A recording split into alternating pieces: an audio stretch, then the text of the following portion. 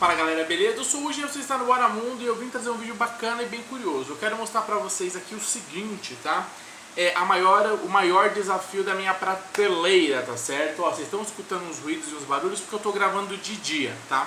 Bom, eu tenho alguns livros, tá certo? E sempre não, mas algumas pessoas que eu conheço têm alguns desafios na prateleira, tá? O que são esses desafios? Geralmente se trata de leituras que tem alguma coisa não tão simples, ou são leituras intensas, ou extensas, muitos livros, ou são leituras que têm diversas características que não são coisas tão fáceis de você ler assim, tá certo? E eu tenho esses desafios aqui e eu gosto muito disso, e é muito legal e eu quero mostrar pra vocês. Eu vou falar um pouquinho da característica de cada um. É bom que você que é leitor novo, que é estudante novo, já vai vendo o que pode te esperar mais pra frente nas tuas prateleiras, tá certo? Olha só, o primeiro que eu quero mostrar aqui é o seguinte, cara, é os livros, olha que bonitinho, do Gilberto Freire, tá certo? Por quê?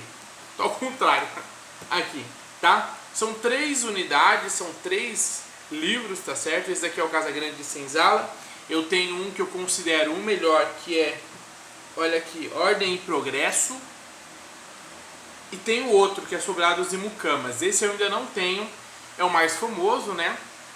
Mas eu vou comprar esse daí, tá certo? Aliás, o mais famoso é o Casa Grande de Senzala, se eu não me engano. Mas o que interessa é que são calhamaços. Eles são tijolos enormes, tá? Cada um deles são tipo uma média de 600, 500 páginas para ler. Esse daqui tem 500 páginas só de conteúdo, tá certo? É um livro cheio, carregado. E tem um detalhe. São 3 livros desse tamanho. Esse daqui é o menor, inclusive. O Casa Grande de Senzala é isso daqui.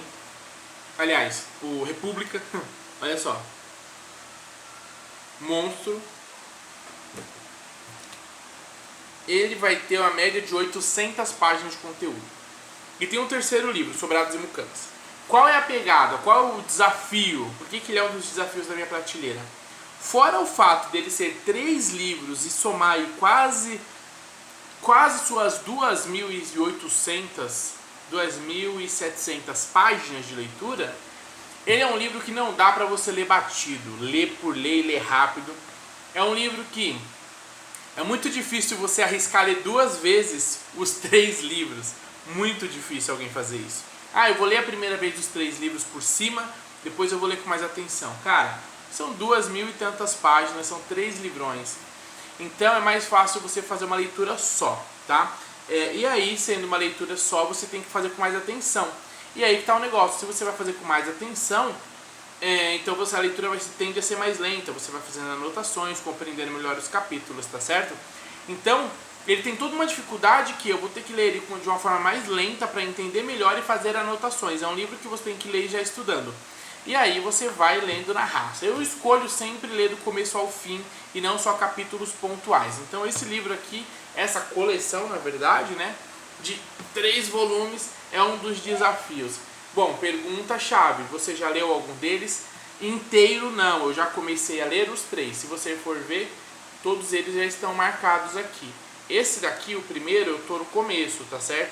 Por quê? Porque o que mais me interessou foi o Ordem e Progresso, tá certo? A virada pro Brasil República. Então, eu já li algumas páginas dele.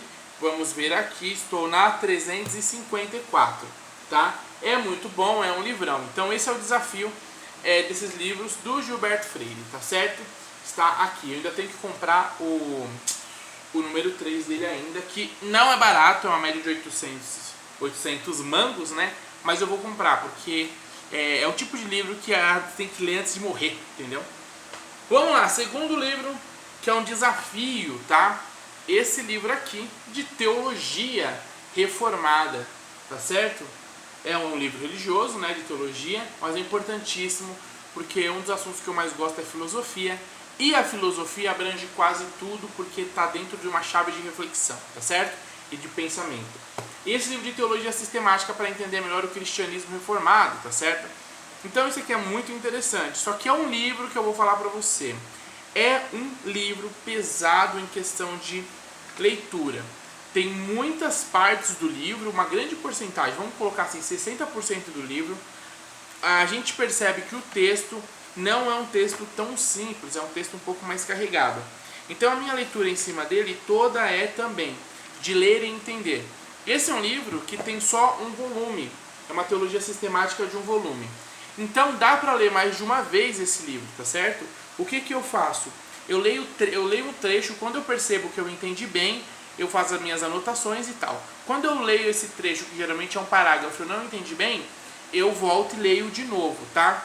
Para você ter uma ideia, eu já travei em uns 5, 6 textos que tem mais de uma página, onde eu não entendi nada, sabe? Você fala, meu, não é possível.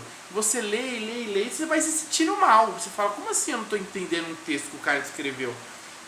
Então, eu fiz esse esforço, teve um texto que eu abandonei e falei assim, depois eu volto nisso aqui. Aí depois, sei lá, de um mês, 3 semanas, eu voltei para ler e entendi. Então, quer dizer, são textos um pouco mais difíceis. Eugênio, o que é uma coisa difícil num texto? Primeiro, a forma como como as ideias estão postas, tá certo? Às vezes elas estão numa sequência que parece que não bate, você não consegue entender o raciocínio e a ordem lógica do texto. Então é meio complexo. Não é que o texto é ruim, muitas vezes é que o texto na verdade é muito bom e você que é muito ruim. Então eu bati cabeça, depois quando eu entendi ficou claro, foi muito legal. Então ele é um livro que apesar de tudo ele tem a sua demora na leitura, então você tem que ler, você tem que fazer muitas anotações. Eu leio já nesse pique aqui, galera, ó. Já faço as anotações, tá vendo, ó? Os resumos do lado, ó. Cada parágrafo tem o seu resuminho, tá vendo? E assim eu vou lendo o livro todo, tá? Então ele é um desafio sim, certo? Porque ele vai me comer um tempo aí sagaz para mim terminar ele com uma boa leitura, com um bom estudo. São livros que eu não dou uma data para mim acabar. Eu simplesmente separo alguns dias em algum determinado mês, pego e dou um piquezinho nele, tento consumir um pouquinho ele. Porque são livros em que o conhecimento vai me agregar bastante, só que ele pode ser um conhecimento que vai me agregar a longo tempo, mesmo academicamente, tá certo? Ou profissionalmente. Eu não preciso ler correndo agora, tá? Então esses livros volumosos, o bom é isso, é que você vai enchendo o seu conhecimento ao longo do tempo. O desafio, esse são então uns dos desafios da minha prateleira. Lembrando que é um dos desafios atuais, tá certo? Que eu estou mostrando para vocês. Bom, só aí tem bastante páginas. Terceiro desafio. Esse daqui, ele é o desafio da vida, na verdade. Ele não é o desafio da prateleira. Ai, ai. Esses caras aqui. Quem são esses caras que são todos padrõezinhos, né? Ó, tem que fazer na manha para não dar ruim. Aí. Isso é uma parte pequena, deve ser a quarta parte da coleção Os Pensadores, tá certo? Essa coleção, se eu não me engano, tem quase 60 volumes, se eu não me engano, tá? O que são isso? São pensadores, são textos de filosofia, tá? Eles são especificamente textos, livros do conteúdo dos filósofos, tá? Então são livros das obras dos filósofos, certo? Existe um conteúdo que critica um pouquinho essas edições, essa coleção, por não trazer todos os pensadores relevantes, deixar alguns de lado, porque na verdade essa coleção tem uma pegada muito mais prática, né? Então alguns pensadores mais religiosos, alguns pensadores menos sistemáticos e às vezes muito mais, como é que eu posso dizer, que não estão dentro do nível prático de pensamento, eles não estão na coleção. Que não é um problema, tá certo? Até porque se você tem a coragem de comprar essa coleção e começar a ler, é porque você gosta de filosofia o suficiente para ter muito mais coisas sobre filosofia. Eu não tenho só isso de filosofia, obviamente, mas isso é uma meta pessoal. Ler toda a coleção, tá certo? Que não é uma meta também, né? É uma coisa assim que eu quero ler. E eu tenho alguns volumes, então assim, a primeira coisa é tentar ler tudo que eu tenho aqui, tá certo? E ir comprando os que eu não tenho, tá certo? Eu quero comprar todos, eu sei que eu não vou ler todos porque tem filósofo que não me interessa, tá? Só que é importante ler todos se eu conseguir, tá bom? E é importante pra mim, como uma pessoa que gosta de filosofia. Então eu vou apresentar alguns. Primeiro detalhe importante, eu tenho poucos volumes. Como eu disse, são quase 60 volumes, se eu não me engano, tá? E eu tenho, deixa eu ver, 1, 2, 3, 4, 5, 6, 7, 8, 9, 10, 11, 12. Eu só tenho míseros 12 volumes, tá certo? 12 volumes que já é bastante coisa. Aí vem de novo a pergunta, Udney, você já leu todos? Não li todos inteiros, eu li alguns inteiros, eu vou separar aqui pra vocês quem eu já li. Bacon já li inteiro, vai ser rapidinho. Rousseau já li inteiro, porque o Rousseau você tem que ler. Se você comprou o Rousseau pra não ler, não compra, né? Rousseau, volume 1 e volume 2, grande pensador. O Heidegger eu não li inteiro, o Heidegger tem um texto difícil, galera. O cara é punk, certo? Qualquer dia eu vou fazer um livro, tenho na verdade um vídeo sobre textos difíceis, eu vou explicar. E o Heidegger é um desses, eu não cheguei a ler inteiro porque foi muito desafiador e depois eu dei uma pausa e decidi voltar em outro momento, tá? Platão eu já li inteiro, esse daqui são alguns diálogos, tá certo? A história da filosofia tá desgastadinho aqui, mas eu também já li inteiro, muito bom. Não, acho que uns 2 capítulos finais eu não li, se eu não me engano. Mas quase inteiro, né? A República de Platão, esse você tem que ler inteiro, né? Se você não leu esse livro, você merece punições severas, como estudante de humanas. Tem que ler a República de Platão, pelo amor, hein? Não passa essa vergonha. Gente, por quê? Porque ela ensina muita coisa. Kant, certo? O Kantzinho da galera. O Kant é um dos pensadores que eu não faço questão de ler muita coisa dele, tá? Eu gosto de ler resumos sobre ele e tal. E eu tenho essa obra aqui, não consegui ler inteira, não me interessou muito, né? Calma, nada contra o Kant, ele é um grande pensador e tal, mas eu prefiro outras linhas de pensamento, tá? René Descartes, tá aqui um filósofo que eu gosto muito, filósofo curto, né? Obras curtas. Filósofo, grande pensador René Descartes, vai inaugurar praticamente o iluminismo, né? Um cara que eu estou lendo, não li tudo ainda, é o Leibniz, né? Tem várias traduções, sotaques, né? É um cara bom também, ele é um cara que vai aí na onda do Kant, do racionalismo, mas ele é muito bom. Luke eu não li ainda, mas eu preciso ler, cara, eu preciso ler porque o cara é bom, entendeu? E a obra que eu tenho tem alguns textos muito importantes aqui, não li inteiro. Santo Agostinho, estou lendo, tá? Então tem alguns que eu estou lendo várias partes que falta muito pouco para acabar. Agostinho é um deles. Santo Agostinho, grande pensador, grande cristão, grande pessoa, tá certo? Então os que eu li mesmo inteiro são essa galera aqui, ó. Essa galera aqui. Esses eu li inteiro, tá? Então tem bastante coisa lida aí, de filosofia, certo? Então isso aqui é o meu desafio, comprar, ver que eu tenho pouco, correr no sebo para comprar mais, e ir lendo, e lendo, e lendo. Esses livros de filosofia, uma coisa importante de entender é que tem que ser lido na manha, porque são complexos os pensamentos dos caras, galera, você não tem noção. Você pega, por exemplo, o Leibniz lá que eu falei pra você, é complexo. Tem muitos deles que são tematizados, os pensamentos, então ele fala assim, vou falar sobre a inteligência mecânica, vou falar sobre as percepções da alma, as percepções naturais, aquilo que é inato do desejo. Essas coisas são textos fechados sobre isso, mas são complexas, então não dá pra você ler batido, você tem que ler e fazer uma certa reflexão, algumas anotações e perceber que você está entendendo os parágrafos e a ideia do cara. Então é um livro que é uma coleção para a vida, é para você ir acompanhando a filosofia durante a sua vida. Você lê um, depois lê outro e vai compreendendo. Por quê? Porque no estudo da filosofia você tem bons livros de resumo, obras maravilhosas. Tem o Franklin Leopoldo, que ele é um dos autores da coleção, né? Que é muito bom, depois eu vou mostrar pra vocês. É uma coleção fininha que resume todos esses autores aqui, os livros são mais fininhos e compensa muito mais comprar aquilo do que comprar esses pra você, né? Obviamente, coleções de filosofia já é pra quem estuda filosofia ou pra quem dá aula de filosofia, não é pra alguém que simplesmente acha a filosofia bacaninha. Aí você compra um livro de história da filosofia ou de filosofia, os principais pensamentos, você já tem tudo que você precisa. Isso daqui é pra quem realmente gosta e você vai demorar um tempo pra ler isso aqui, tá? Então é uma coleção pra vida. Isso é um grande desafio que eu tenho.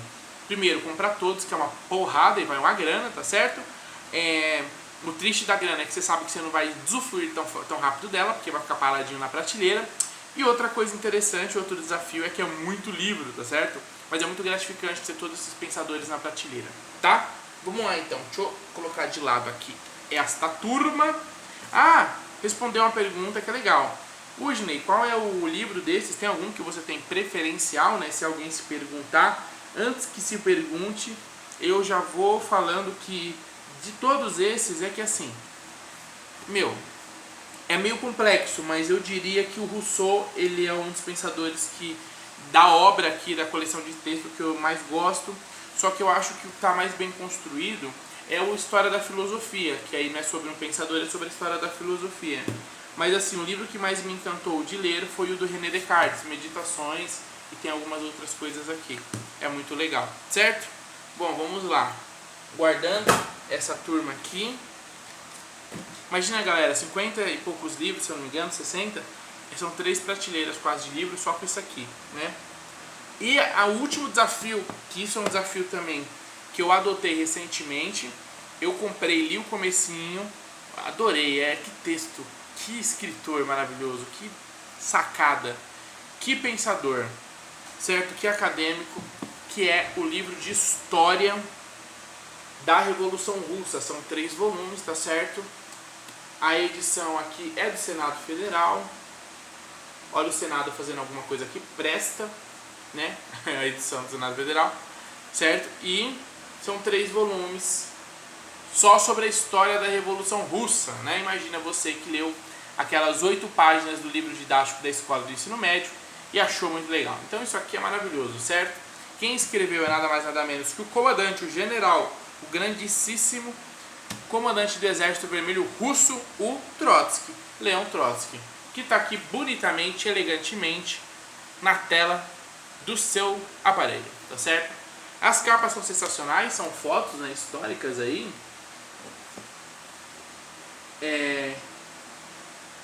E ele, como diz o grande Rui Costa Pimenta aí, presidente do PCO, ele é aquele tipo de presente de grego, né? Você fala assim, você indica para a pessoa ali, né?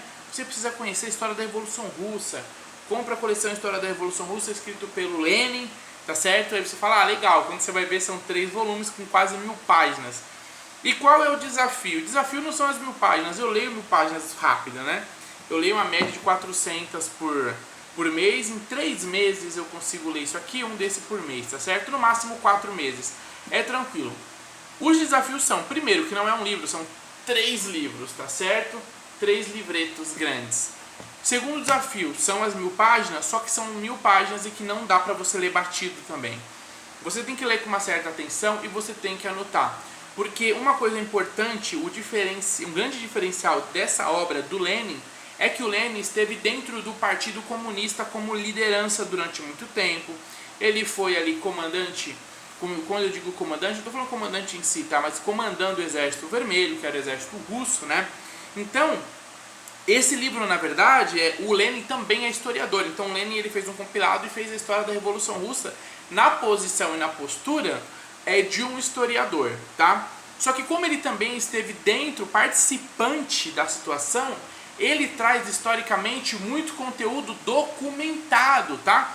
Por exemplo, posicionamentos tomados pelo Partido Comunista, que foi aquele que dominou a Rússia durante esse período, e antes teve um desenvolvimento muito grande, até um período depois, e nas diversas fases da Revolução Russa. O que acontece? Por exemplo, atas do partido, o que era decidido de posição, inclusive de treta e reflexão dentro da liderança e de dentro do núcleo do partido. Então, quer dizer, isso é muito importante. Com pessoas dentro do governo e do Estado também, existe uma série de documentações e pontuações. Então, quer dizer, é uma coisa muito louca, é muito completa, não dá para ler batido. É um livro que vai fazer você fazer anotações e marcações. Então é um desafio porque ele te toma muito mais tempo do que uma leitura direta, tá certo? E como eu disse, não é um tempo de um livro, é um tempo de 3 livros, tá certo? E é isso. E eu li um pouco o volume 1 para me conhecer, né? O volume 1 é bem gordinho, né? Aqui a gente tem, ó, cada um desses tem uma média de 500 páginas de conteúdo. 450, então dá 1000 páginas de leitura, 1100 no máximo. É umas 1100, 1100 páginas. E cara, eu comecei a ler, eu vou falar pra vocês, ó, até coloquei o marcadorzinho aqui. Eu li quase nada, sei lá, eu li 6, 7 páginas, 8 e a introdução. É maravilhoso. Eu tô bem apaixonado por esses 3 livros, é muito legal. Bom, acho que é isso, esses são os meus desafios, tá certo? Por enquanto da prateleira. Eu tenho sim outras coisas que eu pretendo comprar, mas eu já fico assim até de pensar, porque já são desafios. Por exemplo, História do Brasil é uma coisa que eu gosto muito, eu quero ser um bom conhecedor da história do Brasil. E o Brasil, grande parte da história do Brasil tem uma dinâmica política muito extensa. E a política no Brasil, a gente sabe, já é dito que a política no Brasil não é para iniciantes, né? Então tem muita coisa para ser lida de história do Brasil. Eu comecei pelo básico, eu li o livro do ensino médio, de novo, né, para você relembrar. Depois eu li o livro do Boris Fausto, História do Brasil, que já é um outro nível legal. Eu li algumas coisas por fora, artigos. Tem também o livro Brasil, uma biografia, se eu não me engano, que eu não tenho, quero comprar, o pessoal fala muito bem desse livro. E tem a coleção Chave, que eu já vou comprar, está no meu carrinho de compras. Deixa eu ficar um pouquinho mais rico que eu compro ele, que é a coleção Brasil Nação. Se eu não me engano, são 5 livros do tamanho desse cara aqui, assim, mais ou menos, tá certo? E vale a pena ler. Tem um escritor lá, se eu não me engano, tem um professor que é escritor, tem um escritor que é professor da USP, que é José Murilo de Carvalho, se eu não me engano. Eu acho que é. E ele é professor da USP, é muito legal. Ele é um cara que eu gosto bastante. Ele escreveu um livro que é um compilado de artigos sobre cidadania no Brasil, que é um outro desafio. Então, essa coleção Brasil, História do Brasil Nação é muito legal, são 5 livros grandes, é um outro desafio que eu vou comprar, tá? Mas um outro desafio também, esse também é dolorido, é o Capital do Marx, volume 1, 2 e 3, tá certo? Pela editora Boitempo, que são 3 livros monstruosos, também é um próximo desafio. Tem mais um outro que é esse que eu falei pra vocês, Cidadania no Brasil, se eu não me engano são 3 volumes também.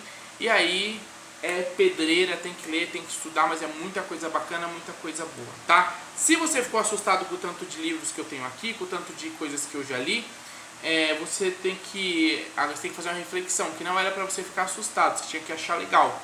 Porque você, como acadêmico, como estudante do ensino superior, tem que ter uma alta frequência de leitura para você ser um profissional capaz, inteligente, certo? Com uma boa dinâmica, com uma boa carne, gordura de conhecimento, tá certo?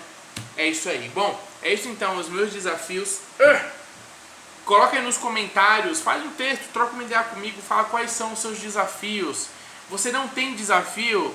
Cara, vê alguma coisa bacana, queria comprar aquela coleção, deixa eu ver, gostei. Não sei, fala aí, vamos trocar uma ideia. Você já teve, não tem? O que você está achando que é um desafio? Certo? Tenho certeza que vai ser muito legal essa trocação de ideias. Certo? É isso aí então, até o próximo vídeo e até mais.